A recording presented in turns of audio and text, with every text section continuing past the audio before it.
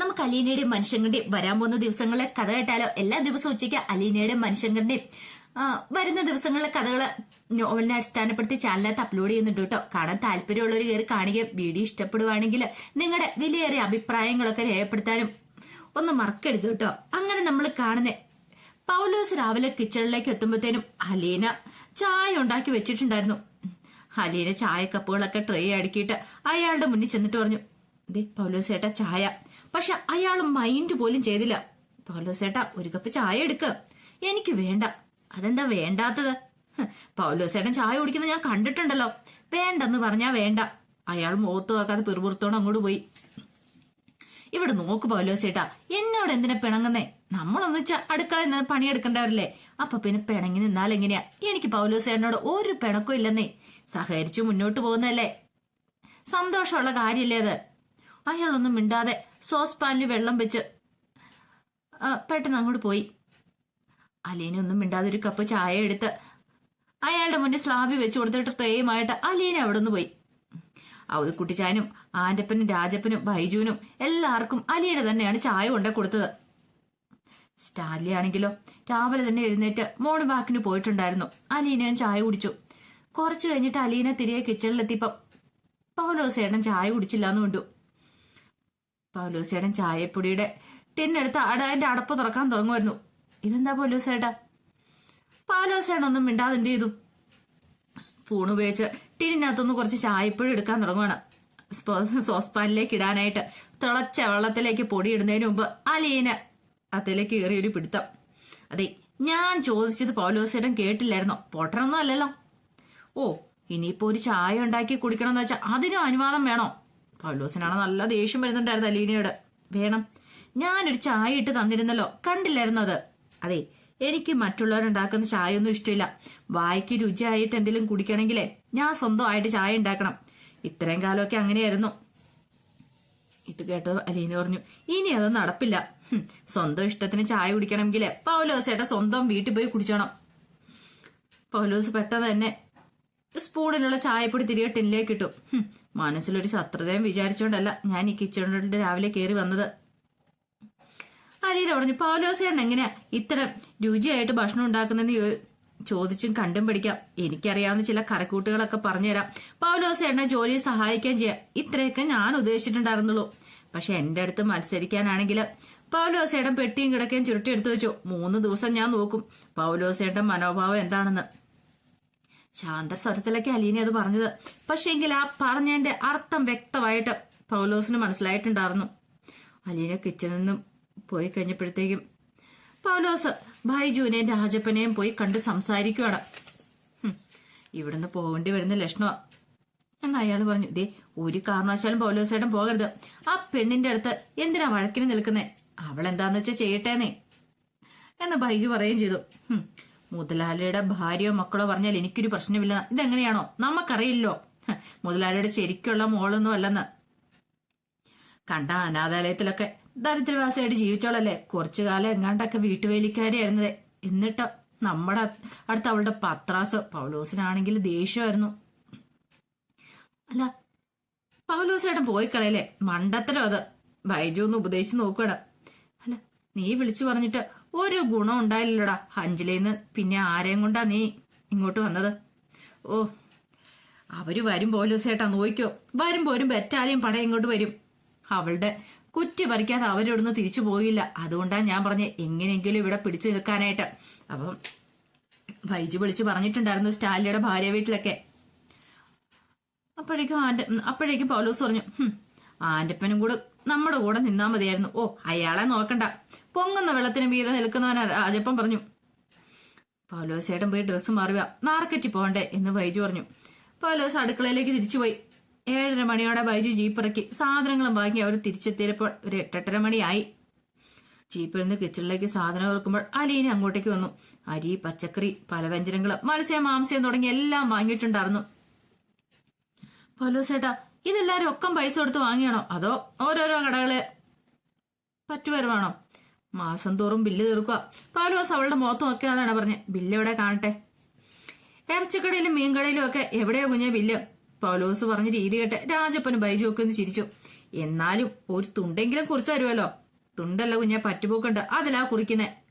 അല്ല, എവിടെ കുറിച്ച പറ്റുബുക്ക്? അത് കടയല, അവരുടെ പറ്റുബുക്ക് നമുക്ക് തന്നു വിടത്തൊന്നുമില്ല. അപ്പോഴും ബൈജുവും രാജപ്പനും ഒന്ന് അടക്കി ചിരിക്കണം. എന്തോന്ന് ഇളിക്കുന്നേ. പൗലോസേട്ടൻ കപട ദേഷ്യത്തിലാണ് അവരോട് തട്ടിക്കീറുന്നത്. അത് പൗലോസേട്ടൻ പറയുന്നത് മുഴുവൻ തമാശയാണെന്ന് അവർക്കറിയാവുന്നതുകൊണ്ടാ. എന്നാൽ ലീന പറഞ്ഞു, അതെ, നമുക്ക് അക്കൗണ്ട് ബുക്ക് ഇല്ലേ പൗലോസേട്ടാ? കടക്കാർക്ക് മാത്രമേ ഉള്ളൂ, നമുക്കുണ്ട്. എവിടെ കാണട്ടെ? പൗലോസ് അലമാരിക്ക് മുളന്നും നീളം കൂടിയതും വീത് കുറഞ്ഞമാര് ബുക്ക് എടുത്ത് കാണിച്ചു കൊടുത്തു. അലീന അത് ഒന്ന് കൈ നേടി വാങ്ങിച്ച് തുറന്നു നോക്കി. ഓഹോ, ഇന്നത്തെ കണക്ക് എവിടെ എഴുതിയിരിക്കുന്നേ? ഇന്നും ബുക്ക് കൊണ്ടുപോയില്ല. അതെന്താ, മറന്നുപോയി. വാങ്ങിച്ച സാധനത്തിന്റെ കണക്ക് എഴുതണ്ടേ? അവര് കുറിച്ചു കഴിഞ്ഞ് ഒരറ്റം കൂടി എഴുതിയാലോ? എന്തൊക്കെയാ വാങ്ങിയെന്ന് എനിക്ക് ഓർമ്മയുണ്ട്, മറന്നുപോയാലോ? മറക്കുന്നതിന് മുമ്പ് ഞാൻ പറ്റുബുക്കിൽ കുറിപ്പിക്കും, നാളെ തന്നെ. അല്ല, ഇന്നലെ വല്ലതും വാങ്ങിച്ചു. പറ്റുബുക്കിൽ കുറിപ്പിച്ചില്ല, അതും മറന്നുപോയി. എല്ലാം കൂടി ഒന്നിച്ച് കുറിപ്പിക്കാമെന്ന് വെച്ചു. ദേ, ഇനി മേരി പറ്റുബുക്കിൽ കുറിപ്പിക്കാതെ ഒരു മൊട്ടു സൂചി പോലും ഇവിടെ വാങ്ങരുത്. മറന്നുപോയാൽ തിരിച്ച് ഇവിടെ വന്ന് എടുത്തോണ്ട് പോയിക്കണം. 3 പേരോടും കൂടിയാ പറയുന്നേ. ആര്യനെ 3 പേരെ മാറി മാറി നോക്കി. അപ്പോഴേക്കും അത് കുടിച്ചാൻ അങ്ങോട്ടേക്ക് വന്നു. എന്താ മോളെ ഇവിടെ? ഒന്നുമില്ല വല്യപ്പച്ച, ഇവര് വാങ്ങിയ സാധനങ്ങളുടെ കണക്ക് ചോദിക്കുമായിരുന്നു.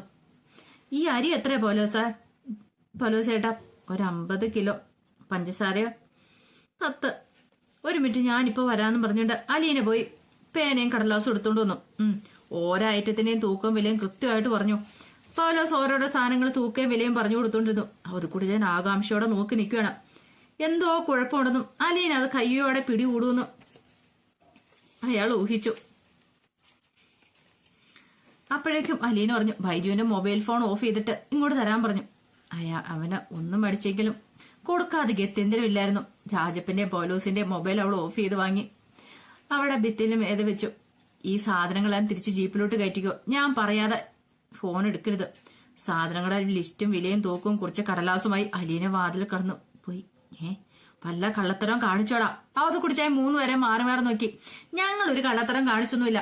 പറ്റുമൊക്കെ എടുക്കാൻ മറന്നുകൊണ്ട് കുറിപ്പിച്ചില്ല. ഇതിന്റെ പേരില ഈ ഇളക്കം. എടാ, നീ അവളോട് പറഞ്ഞ കണക്കെല്ലാം കൃത്യമാണോടാ? പിന്നല്ലാതെ നുണ പറയേണ്ട കാര്യം എനിക്കെന്താ?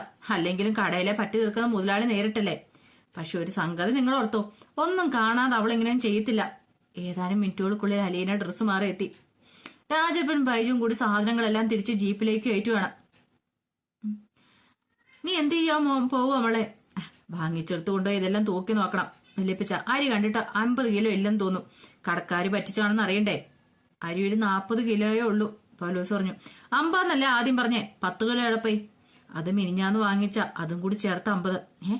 മിനിഞ്ഞാന്ന് വാങ്ങിയത് പറ്റുബുക്ക് കുറിപ്പിച്ചില്ലേ? ഇല്ല, മറന്നുപോയി. അലീന പറ്റുബുക്കിന്റെ പേജുകൾ മറിച്ചു നോക്കി. പലവഞ്ചരക്കാരുടെ പേജുകൾ പൗലോസ് കാട്ടിക്കൊടുത്തു. അതിന് 2 ദിവസം മുമ്പ് 30 കിലോ അരി വാങ്ങിയിട്ടുണ്ടല്ലോ, പിന്നെന്താ മിനിഞ്ഞാന്ന് 10 കിലോ വാങ്ങിയത്? അരി തീർന്നു ഇല്ലോ എന്നൊരു സംശയം തോന്നിയിട്ട് വാങ്ങിയതാ, പൗലോസ് പറഞ്ഞു. അരി എവിടെയാ സൂക്ഷിക്കുന്ന കാണട്ടെ. പൗലോസിന്റെ മുഖം ആകപ്പാടെ വിളറി വെളുത്തു. കാണിച്ചു കൊടുക്കടാ. അത് കുടിച്ചാൻ അങ്ങോട്ട് ഹരം പിടിച്ചു. പൗലോസ് അലീനയ്ക്ക് അരി സൂക്ഷിക്കുന്ന വലിയ അലുമിനിയം കുട്ടം കാണിച്ചു കൊടുത്തു. അതിൽ 4-5 കിലോ അരി മാത്രമേ ഉണ്ടായിരുന്നുള്ളൂ. 5 ദിവസത്തിനിടയിൽ 30ഉം 10ഉം ചേർത്ത് 40 കിലോ അരി വാങ്ങി. ഇനി 5 കിലോ ബാക്കിയുണ്ടാവും. ബാക്കി 35 കിലോ. നമ്മളെ 7 പേര് 5 ദിവസം കൊണ്ട് തിന്നു തീർത്തോ. ഞാന് 2 ദിവസം ഉപവാസമായിരുന്നു. വല്ലിപ്പച്ചൻ 2 നാൾ ഇവിടെ ഇല്ലായിരുന്നു. പിന്നെ ആരാ? എന്റെ പപ്പയാണ് ഇവിടുത്തെ ഭീമസേനൻ. പൗലോസ് ഒന്ന് വിളറി വിളുത്തുപോയി. മറുപടിയൊന്നും പറയാനും ഉണ്ടായിരുന്നില്ല. പൗലോസേണ് എന്താ മിണ്ടാതെ എന്ന് അലീന ചോദിച്ചു കഴിഞ്ഞപ്പോഴത്തേനും അയാൾ ഇങ്ങനെ ഒന്ന് നോക്കുകയാണ്. അതെ, അരി വാങ്ങിയിട്ടുള്ളത് ശരിയാ, ആരെങ്കിലും മോഷ്ടിച്ചോന്ന് അറിയത്തില്ല. മോഷണം നടത്തുന്നറിഞ്ഞാൽ ആ പേരും പപ്പയെ അറിയിക്കണ്ടേ? അത് മോഷ്ടിച്ചാണെന്ന് തീർച്ചയില്ലായിരുന്നല്ലോ. വീണടുത്ത് കിടന്ന് ഉരുളല്ലേ പൗലോസേട്ടാ. കഴിഞ്ഞത് പോട്ടെ, നമുക്ക് മാർക്കിലോട്ട് പോവാം. എന്താ മടിച്ചിരിക്കുന്നേ? ചെന്ന് ജയിപ്പിലോട്ട് കേരടാ. അത് കുടിച്ച് ഞാൻ അങ്ങോട്ട് കൽപ്പിക്കുകയാണ്. ഒടുവിലെ ഗത്യന്തരമില്ലാതെ വന്നു കഴിഞ്ഞപ്പോ പൗലോസ് എന്ന് ജീപ്പിൽ കയറി. രാജപ്പൻ ചേട്ടനും ബൈജുവും കൂടെ കയറിക്കോ. ഫോൺ ഇവിടെ ഇരുന്നോട്ടെ, അത് കയ്യിലുണ്ടെങ്കിലേ ആരെങ്കിലും ഒക്കെ വിളിച്ച് മുന്നറിയിപ്പ് കൊടുക്കാൻ തോന്നും. അലീന അത് പറഞ്ഞു. മോളെ, ഞാനും വരുന്നു. അത് കുടിച്ചാനും ഉത്സാഹത്തോടെ വന്നു. അയാൾ മുറിയിൽ പോയി വേഗം ഷർട്ടും മുണ്ടും കൂടെ മാറി വരുവാണ്. അങ്ങനെ അലീനയും അത് കുടിച്ചാനേയും ഒക്കെ കൂട്ടിക്കൊണ്ട് ജീപ്പ് കുളത്തുപുഴ ടൗണിലേക്ക് പോയി. കട കാണിച്ചു തന്നാ മതി, ആരും വണ്ടിയെന്ന് ഇറങ്ങണ്ട. അലീനയുടെ നിർദ്ദേശം വരുന്നത്. അവൾ അവധിക്കുടിച്ചാനും കുട്ടി കടയിലേക്ക് കയറിപ്പോയി. അവധിക്കുടിച്ചാൻ പറ്റുബുക്ക് കട മുതലാളിയെ ഏൽപ്പിച്ചു. ജോലിക്കാർ വന്ന് സാധനം മേടിച്ചപ്പോൾ കുറിക്കാൻ വിട്ടുപോയി. ഒന്ന് കുറിച്ചേക്ക്. കടയുടെ അയാളുടെ അക്കൗണ്ട് ബുക്ക് എടുത്ത് നിവർത്തി അതിൽ കുറിച്ചിരിക്കുന്ന പകർത്തി എഴുതാൻ തുടങ്ങി. പറ്റുബുക്ക് തിരികെ കിട്ടിയപ്പോൾ അലീന അത് പരിശോധിച്ചു. അരി 55 കിലോ, പഞ്ചസാര 12 കിലോ, മൈദ 10 കിലോ, അങ്ങനെ വെളിച്ചെണ്ണ 7 കിലോ, ഇങ്ങനെ നീളുന്ന ഒരു ലിസ്റ്റായിരുന്നു. ഇതെല്ലാം ഇന്നേ ദിവസം വാങ്ങിച്ചാണോ? അലീന അത്ഭുതത്തോടു കൂടി ചോദിക്കുന്നത്. അതെ. പഴയത് വല്ലതും ഇന്ന് കുറിച്ചിട്ടുണ്ടോ? ഇവിടുത്തെ ബുക്കിൽ അന്നന്ന് കുറിക്കും. എന്താ ഒരു സംശയം പോലെ? സംശയമുണ്ടെന്ന് അലീന പറഞ്ഞു. അലീന കടയിൽ നിന്ന് ഇറങ്ങി ജീപ്പിനടുത്തേക്ക് പോയി. അതേതാ പെങ്കൊച്ച്? കടയിടുമ്പോ അപ്പത്തേനും അവതെ കുടിച്ചാനോട് ചോദിച്ചു. അത് സ്റ്റാലിയുടെ മോളാ. കണ്ടിട്ടില്ലല്ലോ. എന്നെ കണ്ടിട്ടുണ്ടോ? പരിചയം തോന്നുന്നുണ്ട്, പക്ഷെ ഓർമ്മ കിട്ടുന്നില്ല. ആ, സ്റ്റാലിയുടെ അപ്പനാ. ബൈജുവും രാജപ്പനും പൗലോസും ചേർന്ന് അരിച്ചാക്കം മറ്റു സാധനങ്ങളും ജീപ്പിൽ നിറക്കി കടയിലേക്ക് കൊണ്ടുവരുന്നുണ്ട്. കടയുടമ അന്തം വിട്ടുപോയി. തൂക്കം തെറ്റുമെന്നൊരു സംശയം. ഒന്നുകൂടെ തൂക്കി നോക്കാൻ വേണ്ടിയാ. അത് കുടിച്ചാൻ പറഞ്ഞു. ആദ്യം അരി തൂക്കി നോക്കി. 35 കിലോ, പഞ്ചസാര 8 കിലോ, മൈദ 7 കിലോ, എല്ലാത്തിനും തൂക്കം കുറവ്. ഇതൊക്കെ എങ്ങനെ തൂക്കം കുറഞ്ഞു പോയത്? പറ്റുബുക്കിലെ തൂക്കം ഒന്നും ഇല്ലല്ലോ. ഉടൻ കടയുടമ അങ്ങോട്ട് പൊട്ടിത്തെറിക്കുവാണ്. അതേ, ഞാനിവിടെ കൃത്യമായിട്ട് തൂക്കി കൊടുത്ത് വിടുന്ന. തൂക്കം കുറഞ്ഞെങ്കിൽ അതിന്റെ കുറ്റമല്ല. ഒന്നെങ്കിൽ നിങ്ങളുടെ ജോലിക്കാരെ ഏതെന്ന് അടച്ചു മാറ്റിക്കണം, അല്ലെങ്കിൽ നിങ്ങൾ വീട്ടിൽ കൊണ്ടുപോയി കുടഞ്ഞിട്ടിട്ട് കൊണ്ടുവന്നായിരിക്കും എന്ന് പറഞ്ഞു. ഇതേ, അങ്ങനെ ചെറ്റത്തരം ഒന്നും കാണിക്കുന്നവരല്ലടാ ഞങ്ങള്. അത് കുടിച്ചാണ് ദേഷ്യം വന്നു. ഇവിടെ ഇതൊന്നും പറയണ്ട. സാധനം വാങ്ങിച്ചിട്ട് കുറവുണ്ടെങ്കിൽ അപ്പൊ തന്നെ അറിയിക്കണം. ഇത് പിന്നെ 12 കാലം കഴിഞ്ഞു പോയടാ. അരമണിക്കൂർ മുമ്പല്ലേ വാങ്ങിച്ച. അത് കുടിച്ചാനും അങ്ങ് ദേഷ്യം പിടിച്ചു. ഇതിനിടയിൽ അലീന അടുത്തൊരു പലവ്യഞ്ജന കടയിൽ കയറി സാധനങ്ങളുടെ വില തിരക്കി. തിരിച്ചു വന്ന് അവൾ ആദ്യത്തെ കടയുടമയോട് പറഞ്ഞു. അതെ, മറ്റു കടയിലുള്ളതിനേക്കാൾ 10% വില കൂട്ടിയാണല്ലോ നിങ്ങൾ ബില്ലിട്ടിരിക്കുന്നത്. ഞാൻ ഈ വിലയ്ക്കാ വിൽക്കുന്നത്. അതിന് മനസ്സുള്ളവർ വാങ്ങിച്ചാൽ മതി. പുണ്യത്തിലൊന്നുമല്ല ഞാൻ കച്ചവടത്തിന് ഇരിക്കണേന്ന് പറഞ്ഞു. ഓഹോ, ഇതിന്റെ പേര് കച്ചവടം എന്നല്ല, കപടമെന്നാണ് അലീന പറഞ്ഞു. അലീനയും വിട്ടുകൊടുക്കാനായിട്ട് അങ്ങോട്ട് ഉദ്ദേശിച്ചിട്ടുണ്ടായിരുന്നില്ല. എന്റെ പപ്പയോട് പറഞ്ഞാൽ നിങ്ങളുടെ കള്ളത്തരമൊക്കെ പൊളിക്കാൻ പറ്റുമെന്ന് എനിക്കറിയാം. കള്ളക്കണക്ക് എഴുതിയതിന് ചിലപ്പോൾ പോലീസിനോട് സമാധാനം പറയേണ്ടി വരും. ഇതൊന്നും അറിയാൻ വയ്യാഞ്ഞിട്ടില്ല. വേണ്ടാന്ന് വെച്ച് പോവുക. കടനോടെ ഒന്നും മിണ്ടിയില്ല. അലീന അത് കുടിച്ചായനെയും കൂട്ടി ജീപ്പിനടുത്തേക്ക് എത്തി. സാധനങ്ങളെല്ലാം എടുപ്പിച്ച് ജീപ്പിനുള്ളിലാക്കി. പൗലോസേട്ടാ, ഇറച്ചിക്കടയിലും മീൻകടയിലും പച്ചക്കറിയിലും ഞാൻ പോയി നോക്കണം, അലീന ചോദിച്ചു. പൗലോസിനാണെങ്കിൽ മിണ്ടാട്ടൊന്നും ഉണ്ടായിരുന്നില്ല. തിരിച്ചു പോവാമെന്ന് അലീന പറഞ്ഞു. ഇതും കൂടി തൂക്കി നോക്കണ്ടേ മോളെ? വിലയും ചോദിക്കണ്ടേ? അത് കുടിച്ചാനാണെങ്കിൽ വിടാൻ പാവില്ലായിരുന്നു. വേണ്ട വലിപ്പിച്ച, നമുക്ക് കാര്യം മനസ്സിലായല്ലോ എന്ന് പറഞ്ഞു. അങ്ങനെ ജീപ്പ് തിരികെ ബംഗ്ലാവിലെത്തി. സാധനങ്ങളെല്ലാം ഇറക്കി. പാതി ചത്ത പോലെ നിൽക്കുകയാണ് പൗലോസും ബൈജുവും രാജപ്പനും ഒക്കെ. കടക്കാരുമായിട്ടുള്ള ഒത്തുകളിയായിരുന്നല്ലോ അല്ലേ എല്ലാം. അലീന അവരെ 3 പേരെ മാറി മാറി നോക്കി. ആരും അവിടെ മിണ്ടൊന്നുമില്ല. പൗലോസേട്ടൻ പറയാം, എങ്ങനെയാ നിങ്ങളിത് പങ്കിടാറ്? കടക്കാർക്ക് എത്ര കിട്ടും? നിങ്ങൾക്ക് എത്ര കിട്ടും? പൗലോസ് തല താഴ്ത്തി നിൽക്കണം. അലീന അങ്ങനെ കൈയൊക്കെ കെട്ടി ഇങ്ങനെ നിന്നു. അതെ, എന്റെ പപ്പയുടെ മുതൽ കൊള്ളയടിച്ച് വീതം വെച്ച് എങ്ങനെയാണെന്നാ ഞാൻ ചോദിച്ചത്. അലീനയുടെ ശബ്ദം ഉയർന്നു വന്നു. അതോ പപ്പ തന്നെ നേരിട്ട് ചോദിക്കണോ? അതെ, 1/3 കടക്കാർക്ക്, ബാക്കി ഞങ്ങൾക്ക്, ബൈജു പെട്ടെന്ന് പറഞ്ഞു. നിങ്ങളുടെ വീതം ആരാ തരിക? കടക്കാര് തരും. ഒരാൾക്ക് എത്ര രൂപ വീതം വെച്ച് കിട്ടും ഓരോ മാസം? പറയുന്ന സത്യമായിരിക്കണം. എനിക്കൊരു കണക്കുണ്ട്. രാജപ്പനോടാണ് ചോദ്യം. 3-4 രൂപ കിട്ടും. രാജപ്പൻ വെളിപ്പെടുത്തി. അതെന്ത് കണക്കാ? എന്നാ പിന്നെ ഒരു 5-6 രൂപ കിട്ടുമെന്ന് പറഞ്ഞൂടെ? അതെ, മാസം ഒരു 15,000 രൂപ കിട്ടും. അത് ഞങ്ങൾ പങ്കിട്ടെടുക്കും. ഞങ്ങൾ ആരൊക്കെയാ? ഞാനും പൗലോസേട്ടനും രാജപ്പൻ ചേട്ടനും ഒക്കെ. ആര്യപ്പൻ ചേട്ടൻ ഇത് പങ്കൊന്നുമില്ലേ? വല്ലപ്പോഴും ഒരു പൈന്റ് വാങ്ങിച്ചു കൊടുക്കും. പൈന്റ് എന്ന് വെച്ചാ എന്താ? 1 കുപ്പി ബ്രാൻഡി. കണ്ടാലും കണ്ടിരുന്ന് ഭാവിച്ച് കണ്ണുടയ്ക്കുന്നേനെ. ഓ, പൗലോസേട്ടൻ എന്റെ അപ്പനാന പ്രായമുണ്ട്. എന്നാലും ഇതുവരെ നടത്തിയ പ്രകടനം വെച്ച് ചോദിക്കാതെ പറ്റില്ല. ഇതൊക്കെ ശുദ്ധ തെമ്മാടിത്തരമല്ലേ പൗലോസേട്ടാ? എങ്ങനെ പപ്പയുടെ മുതൽ നശിപ്പിക്കാമെന്നുള്ള ഗവേഷണമല്ലേ ഈ അടുക്കളയിൽ നടന്നുകൊണ്ടിരിക്കുന്നേ? എന്നിട്ട് അത് ചോദ്യം ചെയ്തപ്പോൾ എന്നോട് ദേഷ്യം. ആരെയും തിന്ന് ആശാരത്തെയും കടിച്ചിട്ടും പിന്നെയും പട്ടിക്ക് മുറിവുറപ്പെന്ന് കേട്ടിട്ടുള്ളൂ. അവധി കുടിച്ചാൻ അല്പം മാറി ഈ രംഗമൊക്കെ കാണുവാണ്. അലീനയും തന്നെയാണ് അയാളുടെ ശ്രദ്ധ. അവൾ അവരെ കൈകാര്യം ചെയ്യുന്ന രീതി അയാൾക്ക് കണ്ടിട്ടും അങ്ങോട്ട് മതി വരുന്നുണ്ടായിരുന്നില്ല. കഴിഞ്ഞൊക്കെ പോട്ടെ, ഇനി ഇതൊന്നും ആവർത്തിക്കരുത്.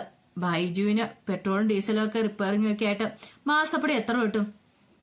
അതും കൂടി ചേർത്താ പറഞ്ഞത്. അവൻ അവളുടെ മുഖത്ത് നോക്കിയതാണ് പറഞ്ഞത്. ഇനി മുതൽ പെട്രോൾ ബില്ലും ഓടി കിലോമീറ്ററും പോയ സ്ഥലവും കൃത്യമായിട്ട് കുറിച്ച് എന്നെ കാണിക്കണം. കള്ളത്തരമൊന്നും ഇനി പറ്റില്ല. ശമ്പളം കുറവാണെങ്കിൽ ചോദിച്ചു വാങ്ങിച്ചോണം. ഞാനും വേണമെങ്കിൽ പപ്പയുടെ അടുത്ത് റെക്കമെൻഡ് ചെയ്യാം. ഇതൊന്നും സമ്മതമല്ലെന്നുണ്ടെങ്കിൽ ഇന്ന് തന്നെ കണക്ക് തീർത്ത് ബാക്കി ശമ്പളവും വാങ്ങി പോകേണ്ടവർക്ക് പോവാം. അലീനെ പറഞ്ഞ് അവസാനിപ്പിക്കുകയാണ്. തിരികെ മുറിയിലെത്തിയിട്ട് അവൾ ആന്റപ്പനെ വിളിപ്പിച്ചു. ആന്റപ്പൻ അവളുടെ മുറിയിലെത്തി. ആന്റപ്പൻ ചേട്ടൻ ഒന്ന് കണ്ണടച്ചേ. എന്നാൽ ലീന പറഞ്ഞു, എന്തിനാ? കണ്ണടയ്ക്ക് പറയാം. അയാൾ കണ്ണടച്ചു. ഇനി കണ്ണു തുറക്ക്. ആന്റപ്പൻ അനുസരിച്ചു. അലീന 200 രൂപ അയാളുടെ കൈ വെച്ചു കൊടുത്തു. ഇതെന്തിനാ? പൈന്റ് മേടിക്കാൻ. പലതും കണ്ടിട്ടും കാണാത്ത മട്ടി കണ്ണടയ്ക്കുന്നതിന് പൗലോസേട്ടനും കൂട്ടരും ഇടയ്ക്കിടെ പൈന്റ് മേടിച്ച് തരാറുണ്ടല്ലോ അല്ലേ? ആന്റപ്പൻ ഒറ്റ നിമിഷം കൊണ്ട് വിളറി വെളുത്തുപോയി. പൈന്റിന്റെ വില എനിക്ക് കൃത്യമായിട്ട് അറിയില്ല. തികഞ്ഞില്ലെങ്കിൽ എന്റെ അടുത്ത് വന്ന് കണ്ണടച്ചാൽ മതി. ഒരിക്കലും അവരോട് വാങ്ങിക്കരുത്. ആന്റപ്പന്റെ എല്ലാ നാടുകളും തളർന്നുപോയി. എന്റെ കുഞ്ഞെ, മനഃപൂർവ്വമല്ല, അവര് നിർബന്ധിച്ച. വേണ്ട, വിസ്തീർണമൊന്നും വേണ്ട. കേരള സാബിനോട് പറയല്ലേ കുഞ്ഞെ, പിന്നെ ഞാൻ ജീവിച്ചിരിക്കത്തില്ല. എനിക്കൊരു തെറ്റ് പറ്റിപ്പോയി. അതെ, ആനപ്പച്ചേട്ടൻ എങ്ങനെ തോന്നി എന്റെ പപ്പയോട് ഇങ്ങനെ ചെയ്യാനായിട്ട്? ആനപ്പച്ചേട്ടൻ എന്തൊരു വിശ്വാസമായിരുന്നു പപ്പയ്ക്ക്. പപ്പയുടെ വലം കൈ ആയിരുന്നല്ലോ ആനപ്പച്ചേട്ടൻ. എന്നിട്ടും പപ്പയെ പറ്റിക്കാൻ കൂട്ടുവന്നല്ലോ. കഷ്ടം. വിശ്വസിക്കുന്നവരെ ഇങ്ങനെ ചതിക്കരുത് കേട്ടോ. അതിനേക്കാൾ വലിയ പാവമില്ല. അത്രയും ഞാൻ പറയണ്ടുള്ളൂ. ആന്റപ്പന്റെ കണ്ണൊക്കെ പെട്ടെന്ന് നിറഞ്ഞൊഴുകി. പോയിക്കോ, ഞാൻ ആരോടൊന്നും പറയുന്നൊന്നുമില്ല. ആന്റപ്പ കണ്ണോടിച്ചോണ്ട് ഇറങ്ങിപ്പോയി. പിന്നീട് അവത് കുടിച്ചാൻ അലീനോട് പറഞ്ഞു. അലീനോട് ചോദിച്ചു, ലാലിച്ചനോട് പറയണ്ടേ മോളെ അവന്മാരെ കാണിച്ച തട്ടിമ്പ് വിട്ടിപ്പൊക്കെ? വേണ്ട വല്യപ്പിച്ച, നമുക്ക് ഒരു തവണ ക്ഷമിക്കണം. ഇതൊക്കെ ക്ഷമിക്കാൻ കൊള്ളാവോ? തെറ്റ് ചെയ്തവര് മാത്രമല്ല വല്യപ്പിച്ച കുറ്റക്കാര്. തെറ്റ് ചെയ്യാനുള്ള സാഹചര്യം ഉണ്ടാക്കിയവരും കുറ്റക്കാരാണ്. ഭണ്ഡാരപ്പെട്ടി തുറന്നു വെച്ചിരുന്ന ഭഗവാനും കൈയിട്ട് വരുമെന്നല്ലേ ചെല്ല. അലീന പുഞ്ചിരിയോടെ പറഞ്ഞു. അവത് കുടിച്ച് അതിനൊരു വിസ്മയത്തോട് കൂടിയിട്ടാണ് അവളുടെ മുഖത്തേക്ക് നോക്കിയിരിക്കുന്നത്. ലാലിച്ചന്റെ തോട്ടത്തിലും നല്ല വെടുപ്പ് നടക്കുന്നുണ്ടായിരിക്കും. അയാൾ പറഞ്ഞു, അത് നമുക്ക് പിടിക്കാം. അത് പതുക്കെ മതിയെന്നേ. ആരെ നമ്മൾ ശത്രുക്കളെ അഴക്കരുത് വല്യപ്പിച്ച. അവരെ കൂടി നമ്മുടെ കൂടെ ചേർക്കണം. അത് കുടിച്ചാൻ വാത്സല്യത്തോട് കൂടിയിട്ട് അവളുടെ നേർക്കൊന്ന് തലയാട്ടി. പൗലോസ് ഇതിനകം തന്റെ ബാഗും അടുക്കി സ്റ്റാലിയുടെ മുൻപിലെത്തിയിരുന്നു. സ്റ്റാലി ആശ്ചര്യത്തോടെ അയാളെ നോക്കി. നീ പോകാൻ തന്നെ തീരുമാനിച്ചോ? പോകിയല്ലോ മുതലാളി, വീട്ടിലൊന്ന് പോയിട്ട് വരാം. അതെന്താ ഇന്ന് തന്നെ പോകാന്ന് വെച്ചേ? വീട്ടിൽ പോയിട്ട് കുറെ നാളായില്ലേ. ഇന്നലെ രാത്രി നിനക്ക് ബോധോദയം ഉണ്ടായിരുന്നോ? എനിക്കൊരു 5000 രൂപ വേണമായിരുന്നു. പൗലോസ് തലയൊറിഞ്ഞിട്ടുണ്ടെങ്കിൽ നിൽക്കുകയാണ്. സ്റ്റാലി രൂപ എടുത്തു കൊടുത്തു. പൗലോസ് ബൈജുവിനെയും രാജപ്പന്റെ അടുത്തേക്ക് വന്നു. മുതലാളി അറിഞ്ഞോ സംഭവം വല്ലതും? ബൈജു ആകാംക്ഷയോടെ ചോദിച്ചു. ഇതുവരെ അറിഞ്ഞിട്ടില്ല. പൗലോസിടം പോയിട്ട് വരുമോ? ബൈജു ചോദിച്ചു. എന്റെ പട്ടി പോലും വരത്തില്ല. എന്റെ വില എന്താണെന്ന് അയാൾ അറിയാൻ പോകുന്നുള്ളൂ.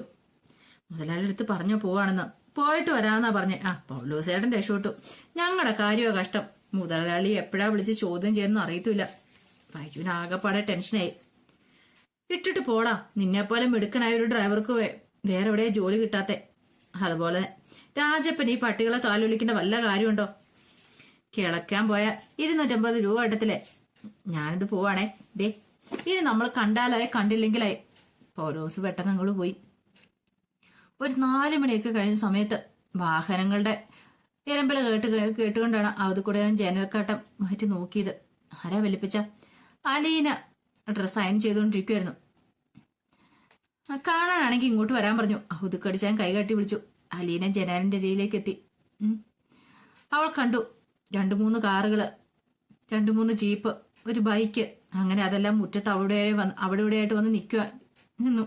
വാഹനങ്ങൾ ഡോർ തുറന്ന് ഓരോരുത്തരായി ഇറങ്ങിയിട. ഒരു കാറിന് ഒരു വൈദികനും ഇറങ്ങി. അഞ്ചലിലെ വികാരി അച്ഛന. അത് കുട്ടിച്ചായൻ പറഞ്ഞു. മറ്റേ 2 കാറിലും വന്നിരിക്കുന്ന രാഷ്ട്രീയക്കാരാ. ആഹാ, റീത്തമ്മ എൽസമ്മ അവരുടെ ആങ്ങളമാരും ബന്ധക്കാരും പിള്ളേരും എല്ലാം ഉണ്ടല്ലോ എന്ന് പറഞ്ഞു. ഏതാ വലിപ്പിച്ച എൽസമ്മ? അലീനയ്ക്ക് ആകാംക്ഷയെ. കാണിച്ചു തരാം. തൽക്കാലം നീ ഈ മുറിയിന്ന് പുറത്തിറങ്ങണ്ട കേട്ടോ.